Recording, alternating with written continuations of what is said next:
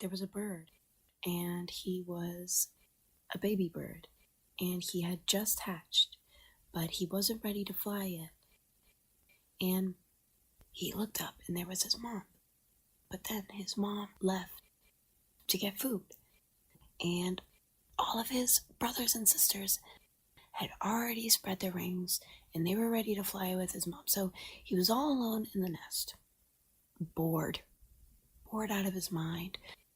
Hours and hours were going by. He had nothing to do, and he was just thinking, really wish I were like my brothers and sisters, and I was just normal. I could just open my wings and fly with all of them. Like, why did God make me like this?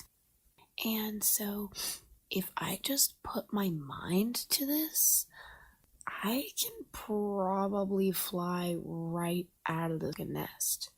You know what I'm saying? Just whoosh. I've seen them do it, and it doesn't look that hard, said the bird. So he walked his little toothpick legs to the edge of his nest. He poked his head over, and he saw this big wide world below him. Just fly and just be with his family and see it all. So he takes a breath and he says, I got this. And he jumps. He falls because he can't fly yet, and flying doesn't work like that.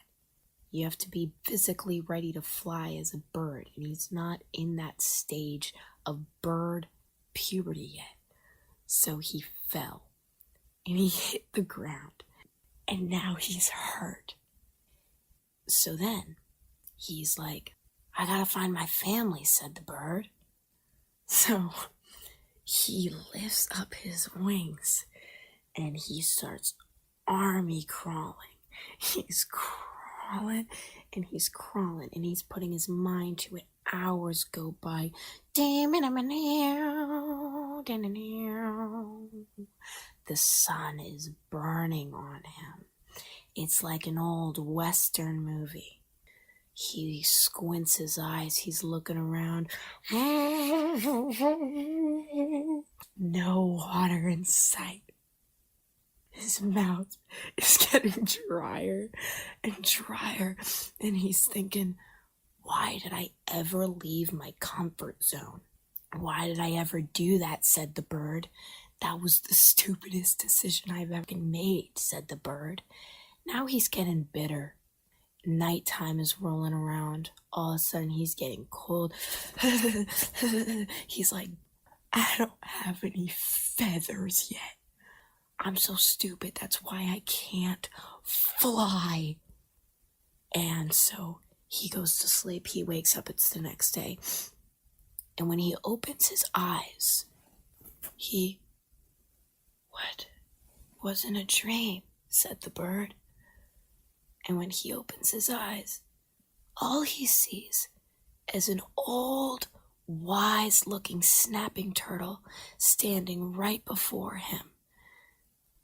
He goes, who are you? And can you help me? He says, only you can help you. Turns around ever so slowly and starts walking away. But the bird needs help. So he goes, no, who are you? He says, name's Pedro. You look like you're a long way from home, said Pedro. The bird said, yeah, and I'm like gonna die. Please, God, I need your help. Can you not be a bitch right now? Because I really can't deal with that, okay? I can't deal with that right now, Pedro. So Pedro was like, hop on the back, kid. I'll take you where you need to go.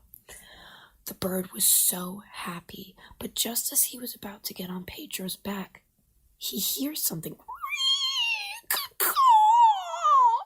The bird says, wait, what was that? He heard it again. He looks up, and it's a vulture. It's a vulture. I'm hungry. I'm gonna eat you all of a sudden there's 7 of them. They're circling. So the bird says, Pedro, let me hop on your back. I'm injured because I thought I could fly. Pedro says, what do you mean you thought you could fly? You're an underdeveloped, prepubescent little bird.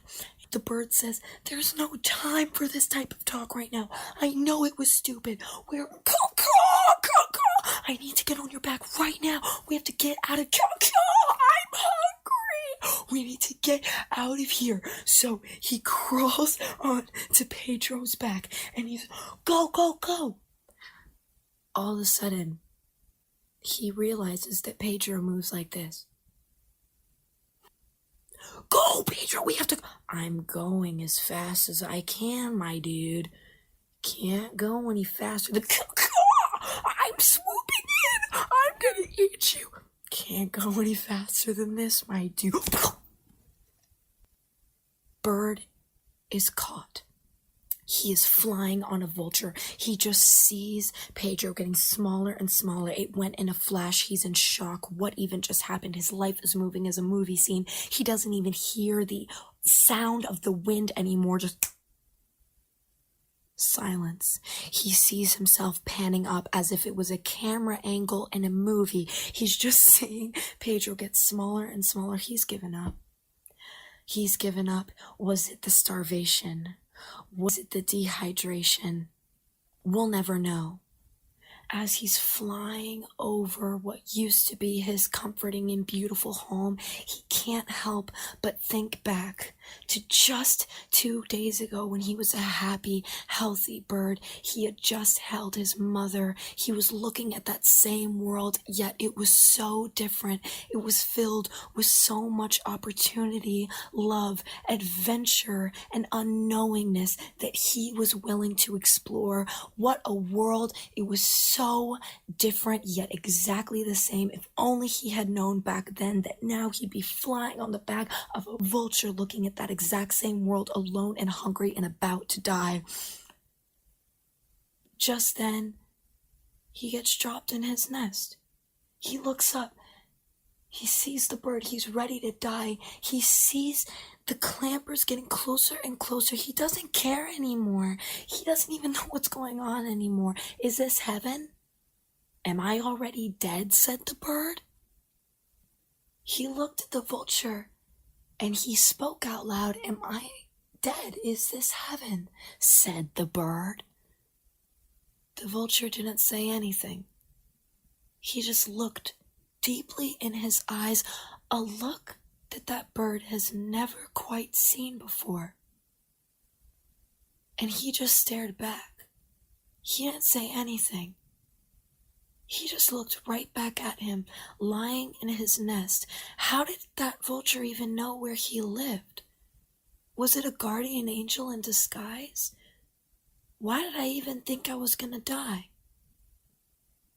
But all of this just lives in his head, and he just stares into the vulture's eyes. And the vulture seems so wise, like he wants to say something, but he seems like he doesn't even need to say it at all. He flies away in what seems like slow motion, each flap of his wings going a graceful fan, jetting him higher into the sky as he silently and gracefully flies off into the now 3rd day of the little bird's adventure. And the bird's just staring at the trees, in shock of what just happened. His mother and his brother, sister, they all come home. They can't believe he's alive. They shower him in kisses. But it's just like the bird just looks forward. Who was that vulture? Why did he let me have a second chance? Where's Pedro?